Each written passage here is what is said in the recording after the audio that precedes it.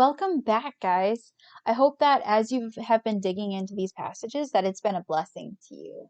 I know that as I've been digging into them, I know that some passages I resonated with more, or some were more convicting. So if you resonate with that, that's okay. It's okay if you resonate more with one passage and less with another. But as I've been studying these passages, I've picked out on a couple different types of comparison that I think are going to be important to name, even though they might not be fun to hear. So please bear with me as I share a little bit about them. The first one stems from low self-esteem, low self-confidence, or even self-hatred. The first type is what we most often think about in terms of comparison. This is what we hear about when we talk about scrolling through social media and what happens when when we spend a lot of time on social media. We tend to get down on ourselves, and that is a side effect of this type of comparison. This often means that we have the desire to change ourselves, and if you fall into this category, you probably have specific areas of your body or specific skills, relationships, experiences, etc., that you would like to change, or that brings up a lot of insecurities for you. This type also leans into thinking that others are better than you are, whether it's with specific things or if it's just in general. The second type seems to stem from pride or high self-confidence. This is often looked over when it comes to the discussion of comparison, because this one sometimes doesn't seem as problematic. However, I think it's just as important to recognize, and it's just as hard to work through. This type often is looking for a confidence boost or something to verify that you are better than others at something.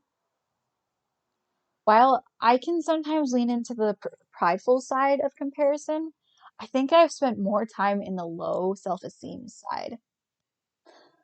All throughout my life, I have constantly compared myself to other people. But it wasn't until recently that I recognized that a lot of the conversation around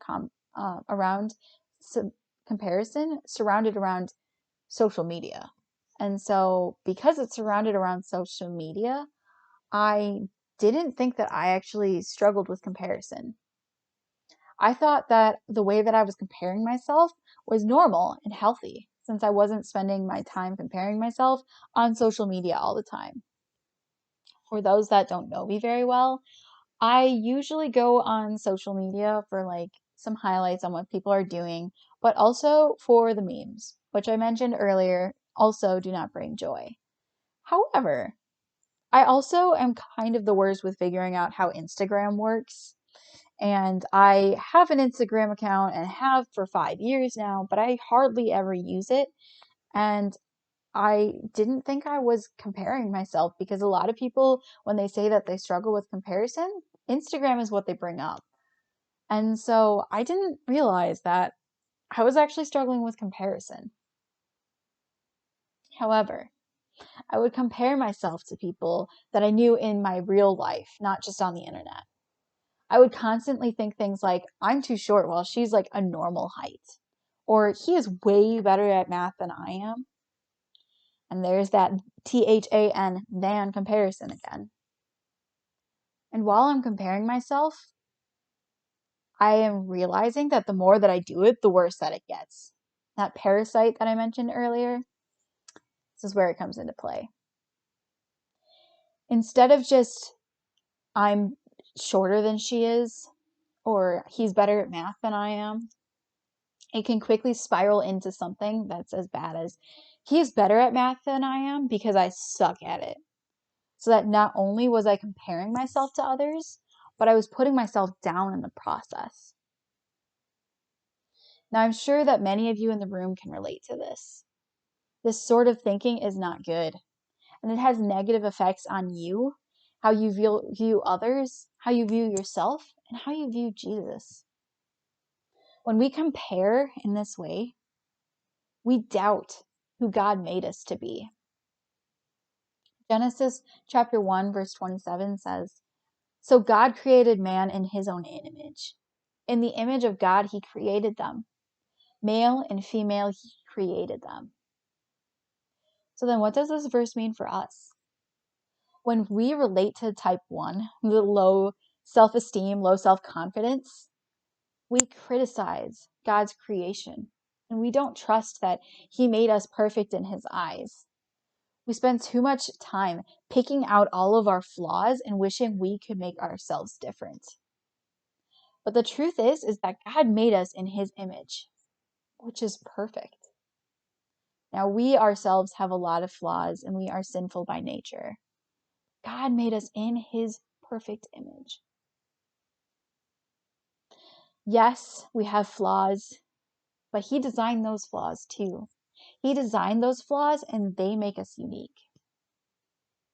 Psalm 139, verses 13 through 16 says, "For you formed my inward parts.